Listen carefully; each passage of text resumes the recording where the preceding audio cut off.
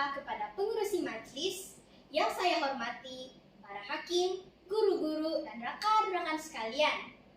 Pada hari ini, saya ada sebuah kisah yang hendak dikongsikan dengan rekan-rekan. Tajuk cerita saya ialah Maafkan Cikgu. Kenapa pula cikgu yang minta maaf?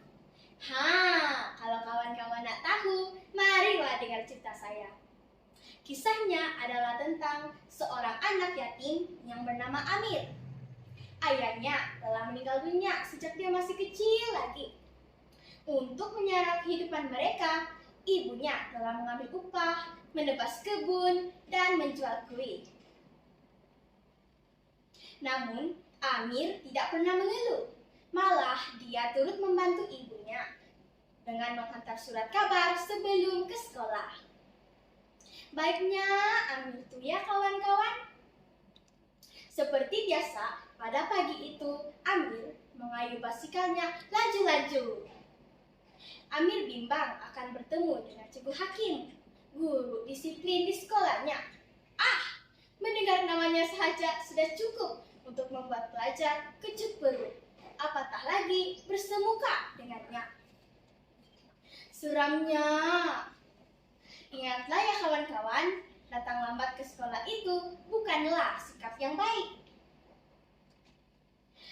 Ketika sampai di sekolah, jam tangan Amir menunjukkan pukul 8.30 pagi.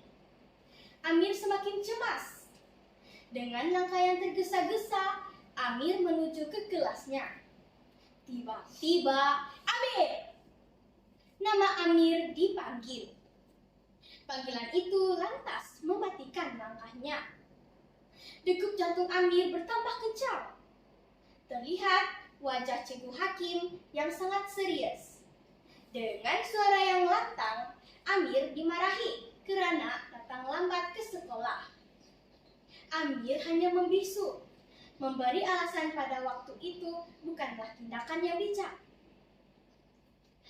Walaupun Amir pernah menjelaskannya, tetapi Cikgu Hakim enggan mendengarkannya. Malah dia dituduh mengangkat benang yang basah. Apalagi yang berlaku selepas itu? Apalagi Amir pun dibawa ke bilik guru disiplin.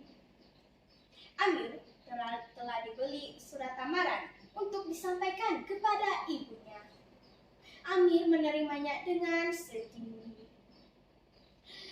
Berat mata yang memandang, berat lagi bahu yang memikul.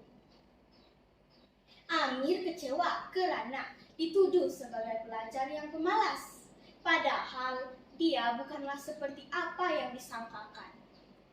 Rekan-rekan Amir juga sering mengejeknya atas kelewatannya datang lambat ke sekolah. Setelah sesi persekolahan tamat, Amir pun terus pulang ke rumah. Selesai sholat, Amir pun terus pergi ke dapur kerana perutnya terasa terlalu lapar. Apabila hendak menjamah makanan, Amir teringat kembali peristiwa yang berlaku di sekolahnya tadi. Seleranya hilang. Amir membuat keputusan untuk pergi ke kedai Pak Mega untuk berjumpa dengan ibunya. Sebaik sahaja terpandang wajah ibunya, Amir berasa tidak sampai hati untuk memberitahunya.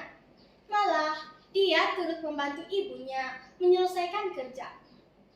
Baginya, ibulah segala-galanya. Ingatlah ya kawan-kawan, surga itu di bawah telapak kaki ibu.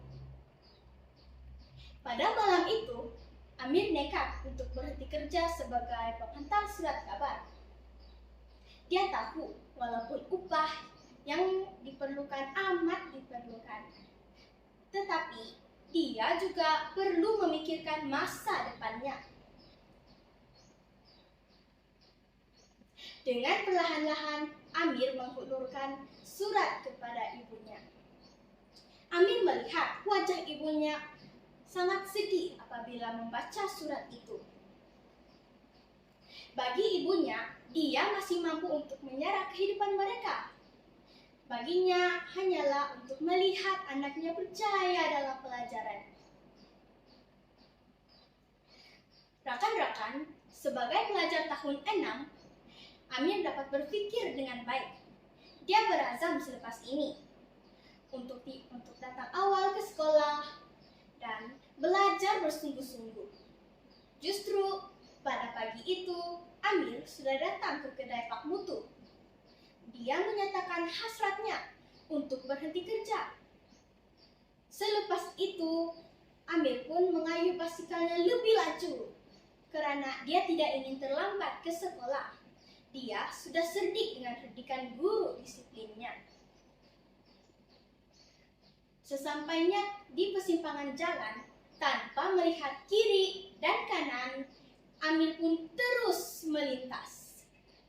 Malangnya, sebuah kereta melanggarnya. Amir pun tercampak ke seberang jalan.